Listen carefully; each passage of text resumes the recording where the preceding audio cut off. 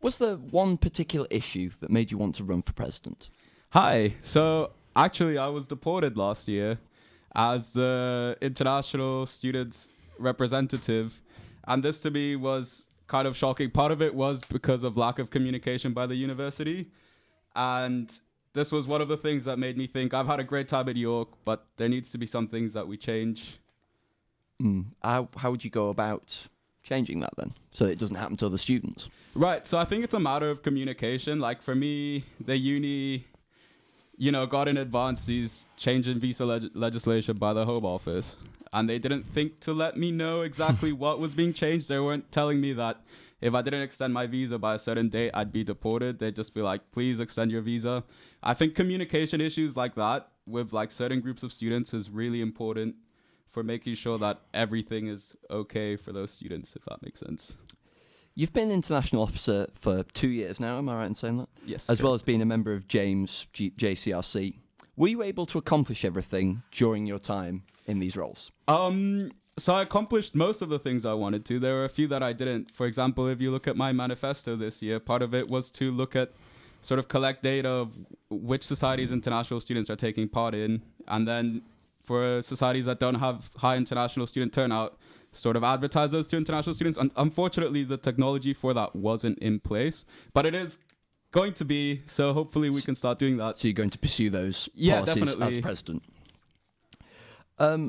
Although you, in your manifesto, you acknowledge that you love York, you say it's far too expensive for international students.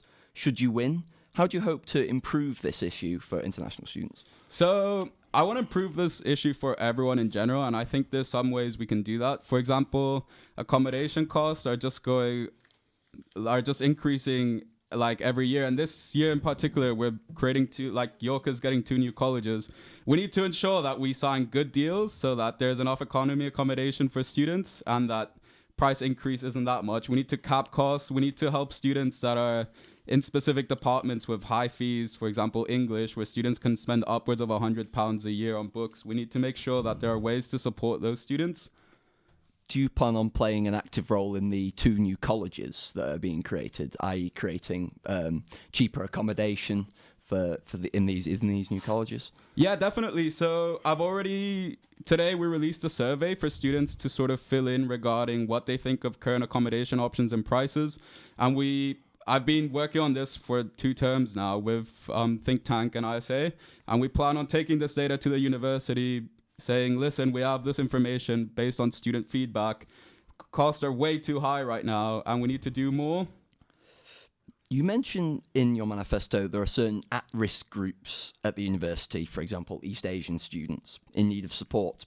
Should you win, what sort of things are you going to do to help these groups? Okay, so just to emphasize, there's definitely like higher at-risk groups on campus. For example, East Asian students were over 50% of suicides last year. Trans students have the highest rate of leave of absence. And I think there definitely needs to be some sort of specialized support. Part of that needs to be sitting down with groups of students and being like, hey, we want to listen to you. What resources are we providing that you don't know about? What resources could we provide? Focus groups, targeted surveys. I think Open Door team this year hired someone who speaks Mandarin, and that has significantly helped integrate Chinese students into campus more. But I think we need to utilize resources like that more and make sure that students feel welcome here. Would you say those students are currently being failed? To an extent, yes. Like you come all the way to the UK from, for example, China, you're paying, upwards of £12,000-15,000 a year. And there's just no support in terms of helping students integrate. For other student groups, like leave of absence students come to the university, then they have some troubles, have to stop for a year, and the university just doesn't communicate with them. There's no support in place for these students to reintegrate back into the university.